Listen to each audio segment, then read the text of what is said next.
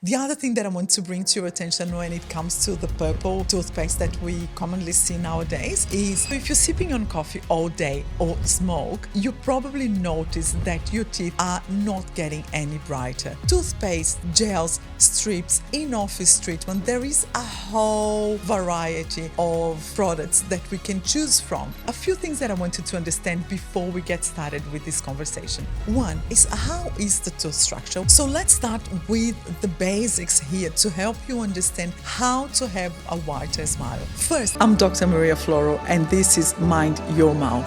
I'll be sharing with you the truth about oral health that most people completely overlook. If you're ready to go beyond the basics, challenge the myths, and truly transform your well-being, let's get started. Welcome to Mind Your Mouth, and I'm your host, Maria Florou. Today, we're diving deep into the world of teeth whitening. Do those trendy charcoal toothpaste really work? Why do your teeth stain in the first place? And what you should know before you brighten your smile. Stick around. By the end of this episode, you know what's the hype, what's science, and how to make the best choices for your smile. Have you ever wondered why your teeth just won't stay white, no matter how much you brush, or if those Instagram famous black toothpaste can really give you a movie star smile? Today, we're separating fact from fiction and uncovering the surprising truths about teeth whitening, sensitive teeth, and the real reasons behind tooth staining. So why do teeth stain? Let's start with the basics. Teeth discoloration happens for two main reasons. One that comes from the outside environment that we call extrinsic, so it stains the surface of the teeth. And the second one is when it happens internally, and we call that intrinsic. So the staining that comes from the outside that we call extrinsic are caused mainly by eating and drinking. So think things like coffee, beetroots, tea, red wine, smoking, and even the one that I love, turmeric. The other things that also contribute to some external staining are things like mouthwashes, poor oral hygiene, and the buildup of plaque and certain bacteria. There are some types of bacteria that also contribute to teeth discoloring there. The intrinsic reasons, so the things that come from the inside, are things like aging, medication, especially some forms of antibiotics called tetracycline, and excessive fluoride in childhood, even tooth trauma. So if someone falls and there's a trauma on the tooth can actually stain because of that. Some other reasons are some underlying health conditions. Other factors that also contribute to teeth staining are things like the quality of the water, if there's a high iron content, or even some fillings that tend to discolor over time, that give that impression of dark teeth. So if you're sipping on coffee all day or smoke, you probably notice that your teeth are not getting any brighter. But even if you're a model patient, some stains are just part of normal living. And we don't want to get paranoid and avoiding anything that may stain your teeth. But what we can do about it? Let's talk about the science of whitening and what really works. Now, let's understand what are those countless products that we see at the supermarket or even the chemist, and especially online. We see a lot of things that are offered to us all the time when it comes to ways of having a brighter smile. So toothpaste, gels, strips, in-office treatment, there is a whole variety of products that we can choose from nowadays. A few things that I wanted to understand before we get started with this conversation. One is, how is the tooth structure? We know that we have enamel and then we have dentine. And normally the color that we see coming through is the color of the second layer. So the enamel is really translucent, and we see the second layer showing on people's teeth. So we actually see the dentine color more than the enamel color. So when we look at ways of whitening teeth, we need to bear in mind that the enamel itself is not like a one layer surface. It's actually a combination of a lot of what we call enamel rods. So they come and blend and form what we can see. So similar to what we see on skin, we see a lot of small pores on skin. We can't see those pores on enamel, but they are there from the way that the teeth are formed. So we see those rods forming and leaving some porous areas there. The way that the whitening it works because of the staining that gets attached onto the surface from an extrinsic point, starting with this one that we've already mentioned. We know that the pores are open and certain stains will stop on those porous areas. So when we look at toothpaste, we're looking at some form of abrasiveness just to help and remove those superficial stains. And it's a similar but a little bit more effective result that we see with in-office or when you go to the dentist and you discuss tooth whitening there. It's a similar process. It works on the outer surface of your teeth mainly. So the studies are showing that charcoal toothpaste do have an abrasive effect. They can physically scrub away some surface stains. But here is the catch. They're not actually better at whitening than regular whitening toothpastes. In one study, 3 different toothpastes, 2 with charcoal and 1 without, all of them produced similar whitening and abrasion effects. So no significant difference in whitening power or abrasiveness were found between them. Another study found that after 12 weeks of brushing, charcoal toothpaste didn't provide clinically meaningful whitening. They did, however, increase the surface of roughness of enamel, except for one low abrasive brand. So what does that mean to us? It means that charcoal toothpaste might make your teeth feel cleaner, but they won't give you a dramatic whitening effect. And increasing enamel roughness could make your teeth more prone to staining in the future. So what's really important? What's the takeaway of this? Depending on the brand of charcoal toothpaste, there is more abrasiveness happening there. And what we want to make sure is that what we're using in our mouth is something that has been tested and we see that it's been approved for oral use. You don't want to get any charcoal toothpaste or any charcoal powder and start scrubbing on your teeth, because that can in fact do a reverse effect and create areas where staining is actually getting more attached to your teeth rather than having the result that you really want to see. When it comes to professional whitening, I have patients that say, "Oh, Maria, how often can I do this?" Because they leave the practice and they feel amazing. But it is actually more better. In office whitening, we see that we do use a lot of hydrogen peroxide or carbamide products for teeth whitening. But do you really need the highest concentration?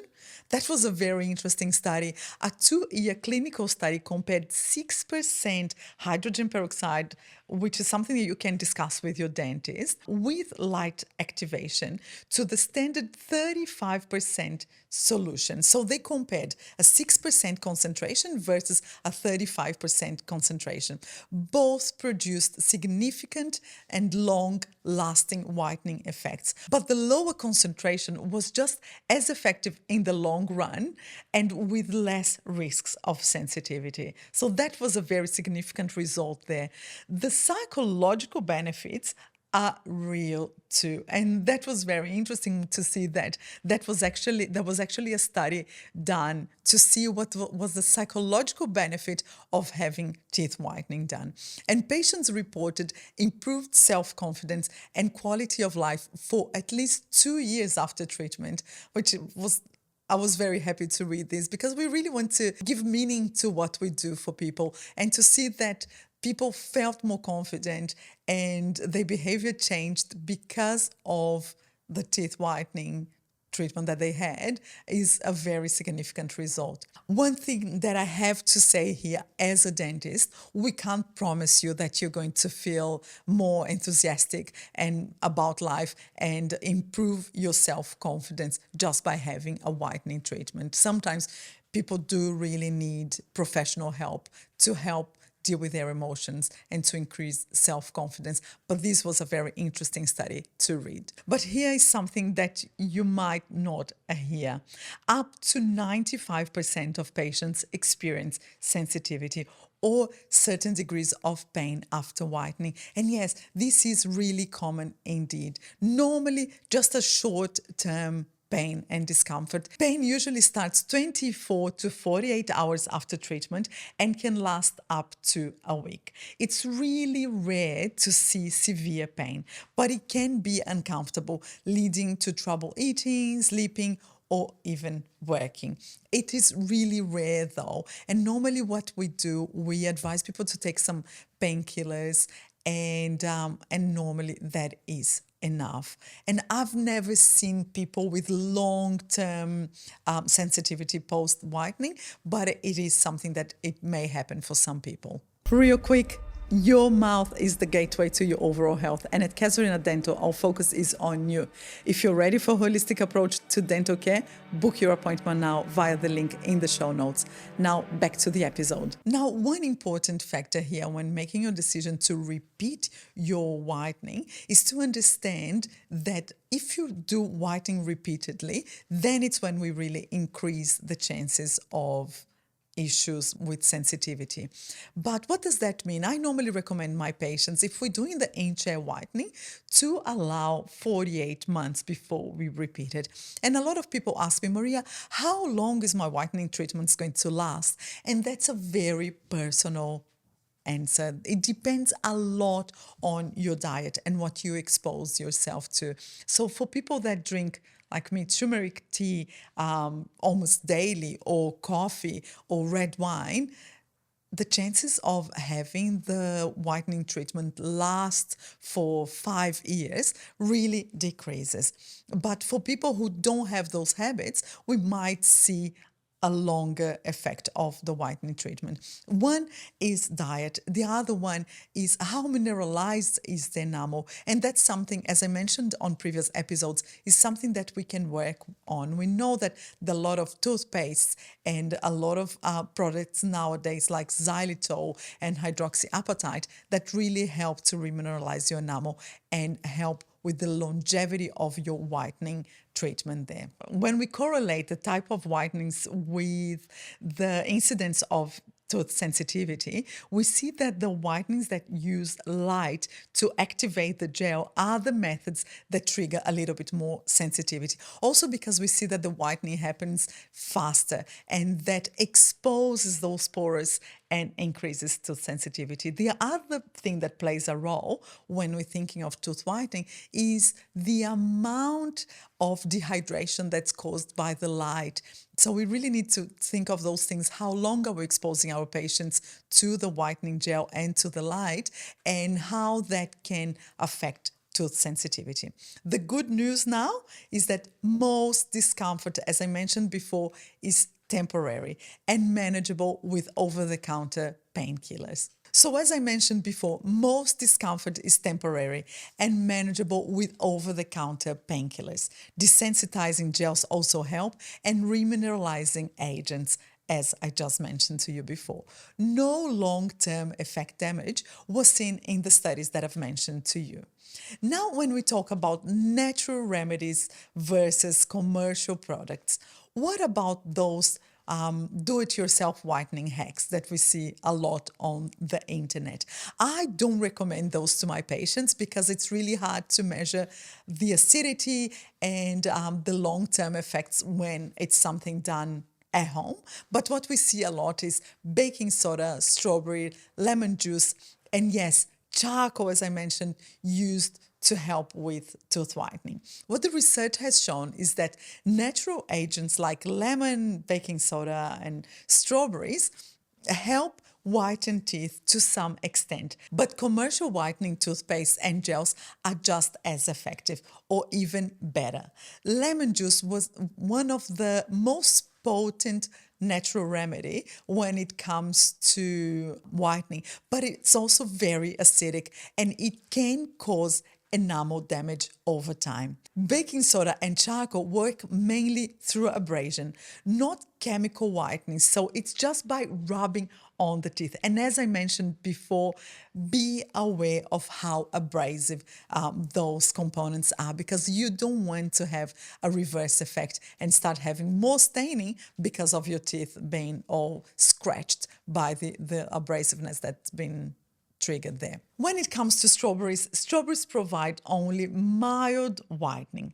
The bottom line here is, if you want to try a natural remedy, be cautious, especially with acidic products like lemon that we've just mentioned, because it can cause erosion on your teeth. So imagine that erosion is like having an acid corroding a surface. You don't want that happening on your enamel. So make an educated decision. Talk to a health professional, or if you want to buy anything over the counter, make sure that's been properly analyzed and it's been approved for oral use. So let's start with the basics here to help you understand how to have a whiter smile. First, identify what is it that's causing the stain. Why do you have repeated stain, or the stain is getting worse? Is it coffee? Is it tea? What can you do about it? Is it like drinking through a stainless steel straw going to help to avoid that exposure to your front teeth there? Or do you actually need professional help? So choose your whitening methods wisely. Over-the-counter toothpaste and gels can actually help, but don't expect miracles from them. For deeper whitening, professional treatments are recommended, especially those with light activated hydrogen peroxide or carbamide. And we see that the professional ones give you a more lasting result. But again, it depends a lot on what you're putting in your mouth. Don't overdo it. More isn't always better. Repeated whitening increases the risk of sensitivity, but also we want to keep a natural look. You don't want to look like you have fake teeth because of how white your teeth are looking. Let's make sure that we keep the natural look and we don't get overly paranoid about having white teeth. Be curious with abrasiveness. Read, make educated decisions before you put anything in your mouth, and talk to your dentist, especially if you have existing dental work, or if you already have sensitive teeth or history of pain after whitening. Discuss with your dentist, see what are the options for you. And now I just want to bust some myths for you before we wrap up on this episode. Charcoal toothpaste are not a miracle cure. I see that on the internet, and it's even funny, I have to say, because a lot of people claim, and they show you those black teeth and then all the white after, and it's like, it's really a nice effect. You're like, oh, it's really impressive. But be curious before you decide to go for that. We see that they're about as effective as whitening toothpaste are. So make sure that you make an educated decision there. Professional whitening doesn't have to mean high concentration. And that's what a lot of us believed up to recently, when those studies came out, that we really needed high concentrations. But when we use low concentrations and light activated gels, they can work just as well as the high concentrations with less risks. Sensitivity is common, but temporary. So don't be afraid if that's the way that you want to go. If you want to change the color of your smile a little bit and have a little bit of a whiter smile there, don't let sensitivity put you off. There are ways that we can prevent that or even work with that in order to avoid long-term sensitivity. A bright smile is about more than just color. It is about your comfort and you looking after your oral health. That's all for today's episode of Mind Your Mouth. If you learned something new, share this episode with a friend. And don't forget to subscribe for more science-backed tips of oral health. So if you have any comments or any questions, please write them down below, and I want to take the time and answer those questions for you, or even consider making another episode depending on how many questions we get here. So thank you for watching, and I'll see you on the next episode. Thank you for tuning into Mind Your Mouth. These episodes have been created for you. If you found this conversation helpful, the best way to support the show is by leaving a 5-star review on Apple Podcasts and Spotify. And don't forget to subscribe on YouTube so you never miss an episode. For more tips on holistic dental health, follow me on social media at Casuarina Dental. In the meantime, take care of your smile, take care of your health, and I'll see you in the next episode.